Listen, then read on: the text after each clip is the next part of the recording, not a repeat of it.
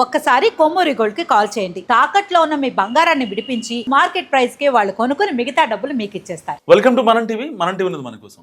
Tadepalli YCP కేంద్ర కార్యాలయంలో ఇటీవల వరుసగా వివిధ నియోజకవర్గాల నేతలతో భేటీలు నిర్వహిస్తున్నారు పార్టీ అధినేత జగన్. సో ఈ క్రమంలోనే తాజాగా ఒంగోలు అసెంబ్లీ నియోజకవర్గ కార్యకర్తలు ముఖ్య నేతలతో సమీక్షా సమావేశం పెట్టారు.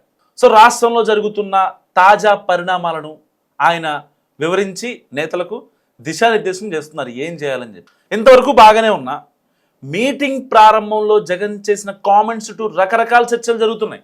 వాటిని ఎవరికి నచ్చినట్లు వాళ్ళు అన్వయించుకుంటూ ప్రచారం చేసుకుంటున్నారు పార్టీ లీడర్స్. సో ఈ ప్రచారం ప్రస్తుత ప్రకాశం పాలిటిక్స్ లో హీట్ పెంచుతోంది. జిల్లాలో పొలిటికల్ సిచ్యువేషన్ వివరిస్తున్న క్రమంలో ఒంగోలు అసెంబ్లీ నియోజకవర్గం విషయంలో కాస్త ఆసక్తికరమైన వ్యాఖ్యలు చేశారు ఆయన. ఈ సెగ్మెంట్ కు వచ్చేసరికి అందరి మనసులో ఒక క్వశ్చన్ మార్క్ ఉంటుందన్నది తనకు తెలుస్తుందని అన్నారు ఆయన.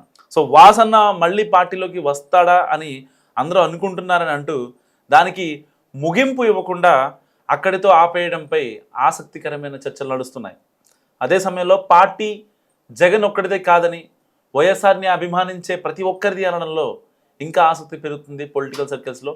ఇంతకీ బాలినేని వాసు విషయంలో జగన్ ఏం చెప్పదలుచుకున్నారు, ఆ పరంగా అసలు ఏం జరుగుతుందంటూ రకరకాల డిస్కషన్స్ నడుస్తున్నాయి ప్రకాశం పొలిటికల్ సర్కిల్స్లో.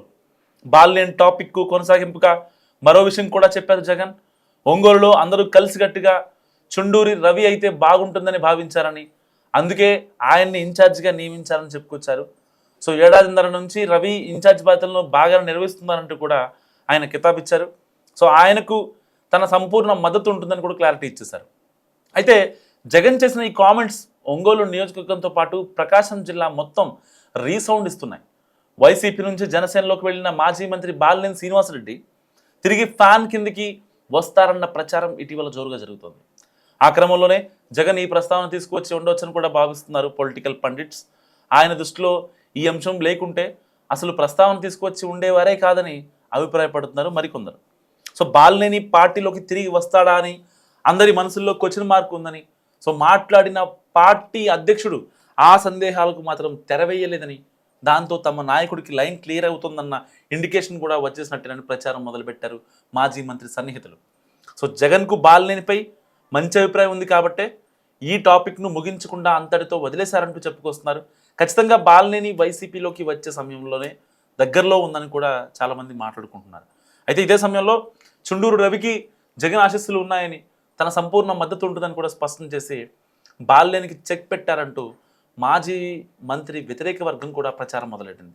ఇక ఇదే సమయంలో జిల్లా అధ్యక్షుడు బూచేపల్లి శివప్రసాద్ రెడ్డికి కూడా భవిష్యత్తులో మంచి స్థాయికి తీసుకువెళ్తారని జగన్ భరోసా ఇచ్చారు. సో జిల్లాలో శివప్రసాద్ రెడ్డి నియోజకవర్గంలో రవి కార్యకర్తలకు ఏ కష్టం వచ్చినా అండగా ఉంటారని చెప్పడం ద్వారా వారి స్థానాలను ఆయన సుస్థిరం చేశారని, కష్టకాలంలో పార్టీని వీడిన వారికి అవకాశం ఉండదంటూ మాట్లాడేసుకుంటున్నారు మరికొందరు.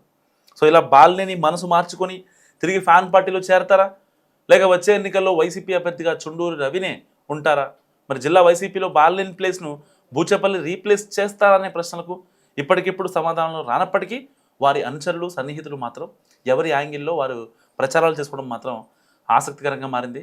పార్టీ అధినేత మనసులో ఏముంది, ప్రకాశం వైసీపీ పాలిటిక్స్ ఏ టర్న్ తీసుకుంటాయనేది చూడాలి.